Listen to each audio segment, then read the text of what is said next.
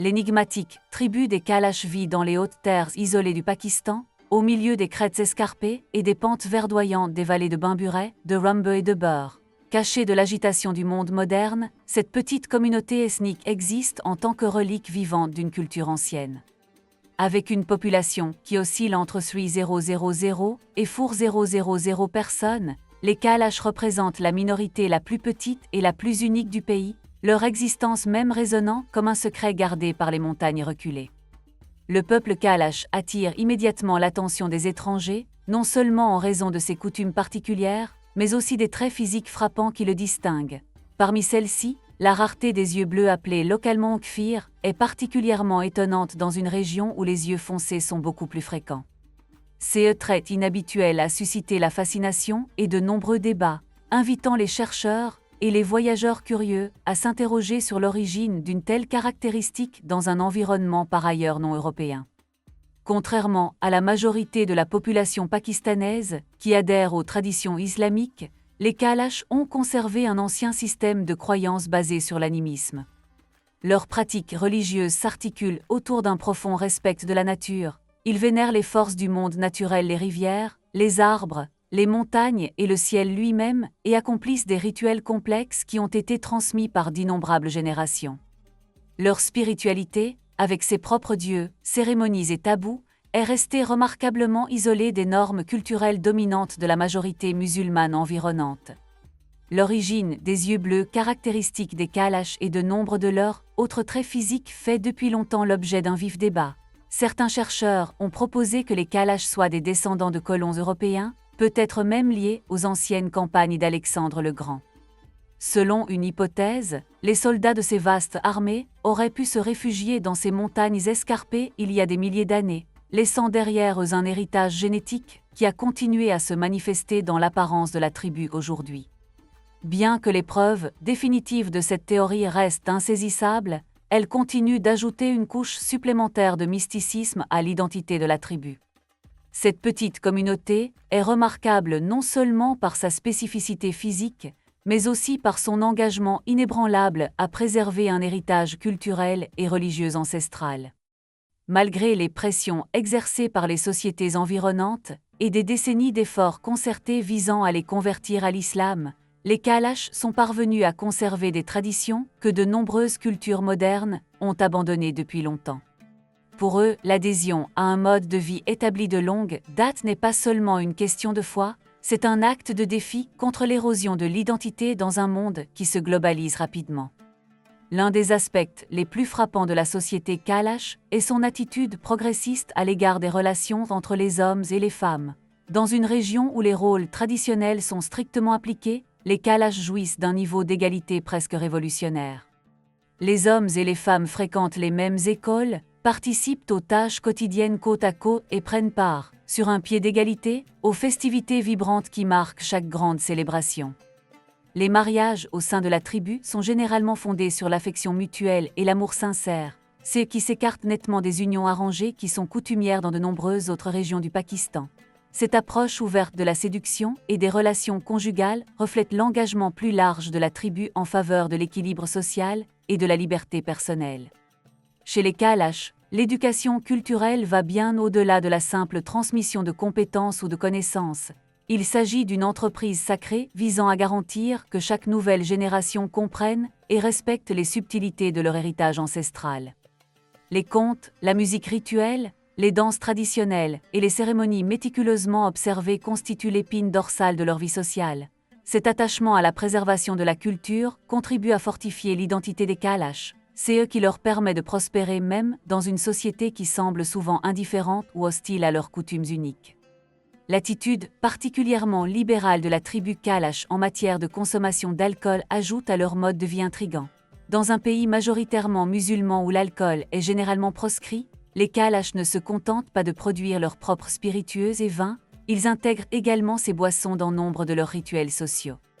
La production et la consommation de boissons alcoolisées artisanales sont considérées comme une forme d'art et une source de fierté, attirant l'attention des touristes internationaux et des passionnés de culture désireux de découvrir un mode de vie si différent des normes habituelles.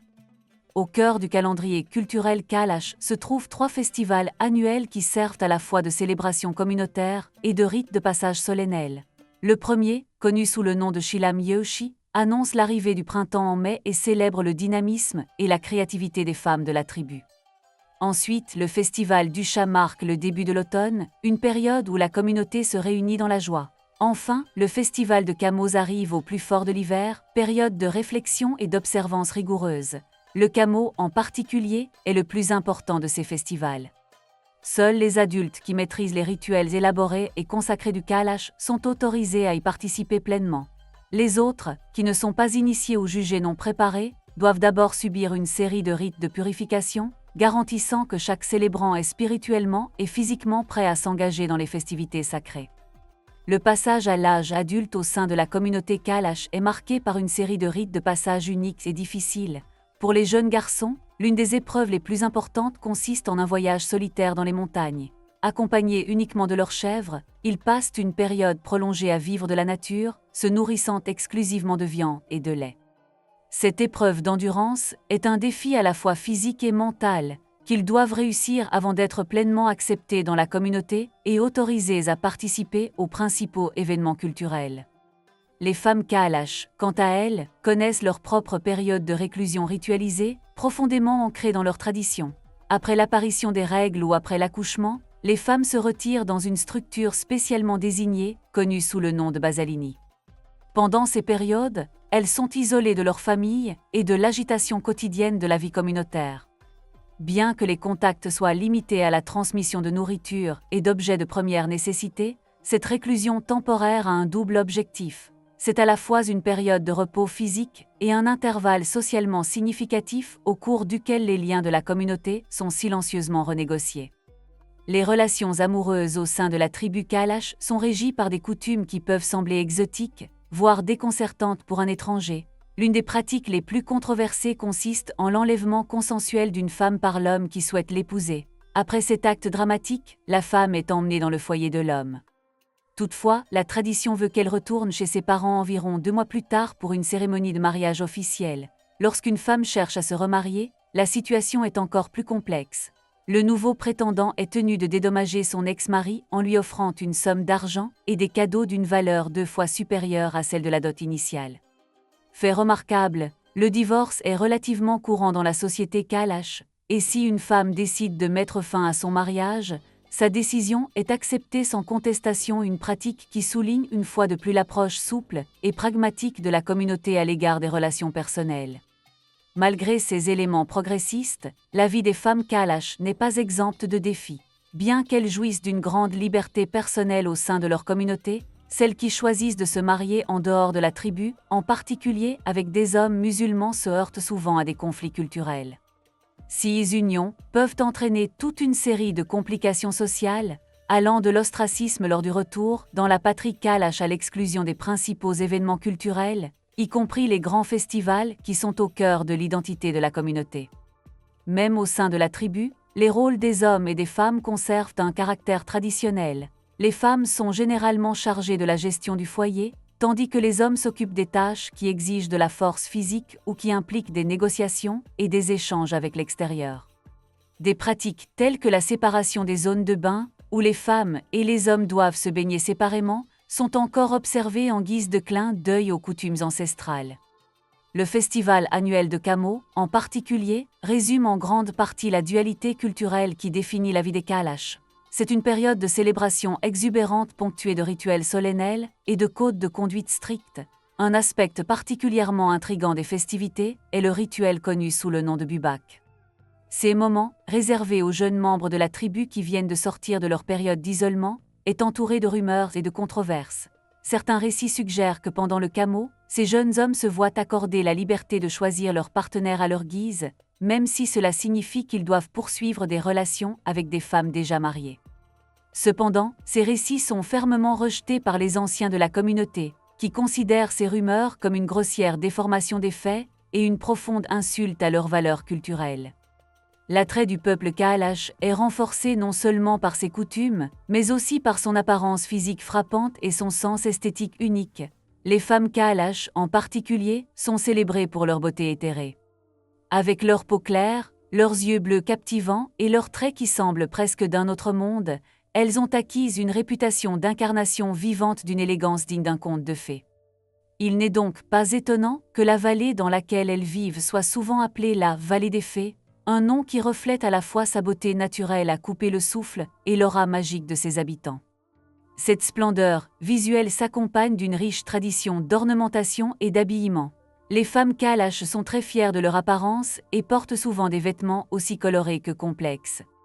Leurs vêtements, caractérisés par des teintes vibrantes et des broderies détaillées, sont souvent complétés par un éventail d'accessoires et des coiffures complexes comprenant des motifs méticuleusement tressés. Ces éléments ne sont pas seulement l'expression d'un style individuel, mais aussi de puissants symboles d'un héritage qui valorise la créativité, la tradition et la beauté de l'expression personnelle. La légende, qui lie les caractéristiques les plus remarquables des Kalash à l'héritage d'Alexandre le Grand, ajoute encore une couche à leur mystique. Selon la tradition populaire, le légendaire conquérant aurait trouvé refuge dans ces montagnes reculées au cours de ses campagnes en 320 avant J.C. laissant derrière lui une empreinte génétique qui se manifeste encore aujourd'hui dans la tribu.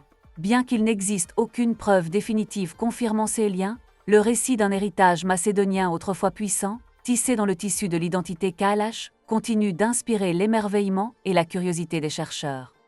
Cette conjecture historique enrichit non seulement le récit culturel de la tribu, mais contribue également à l'attrait intemporel et à la fascination mondiale qui entoure ces peuples. En conclusion, la tribu pakistanaise des Kalash est un témoignage éclatant du pouvoir de la résilience culturelle et de la beauté de la diversité. La combinaison unique de pratiques religieuses ancestrales, de dynamiques de genre progressives et de rites de passage remarquables leur a permis de maintenir une identité distincte malgré des pressions extérieures écrasantes. Des yeux bleus frappants qui évoquent les légendes d'anciens conquérants au festival coloré qui célèbre la vie dans toute sa complexité, le peuple Kalash continue d'enchanter et d'intriguer les visiteurs du monde entier. Leur histoire est celle de la survie, de l'adaptation et d'un dévouement inébranlable à la préservation d'un patrimoine qui, malgré la marche inexorable de la modernité, reste aussi captivant et mystérieux que les montagnes dans lesquelles ils vivent.